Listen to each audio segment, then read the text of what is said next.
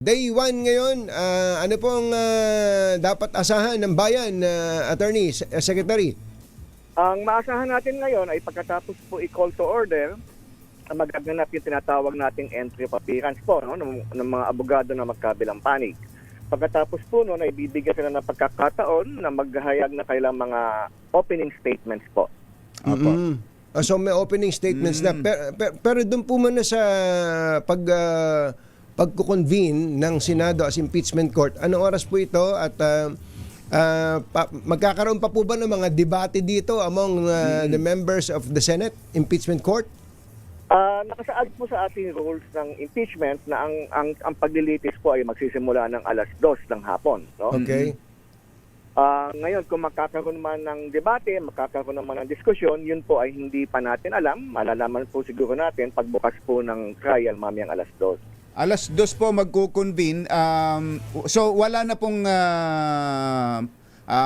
pagkakataon para mag-convene muna sila bago yung trial, pagsisimula talaga ng trial, attorney? Opo, kasi ang Kongreso ay nakasinidiye ngayon, pero ang impeachment court, dahil sa kanyang constitutional duty, ay magkakaroon ng paglilitis. No?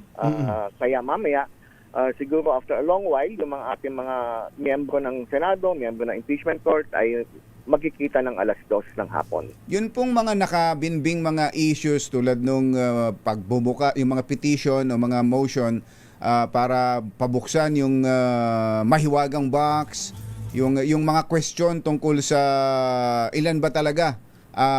2/3 of 24, yung mga ganong issue. Sa pagsisimula ay hindi ba yun kaagad mo na haharapin ng impeachment court?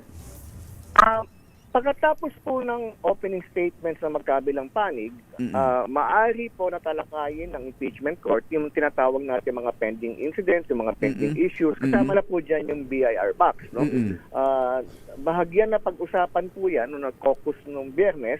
Pero ika nga nila, ang lahat naman na pag-uusap na yan na magiging penal lamang pag nag-convene na po sila as an impeachment court.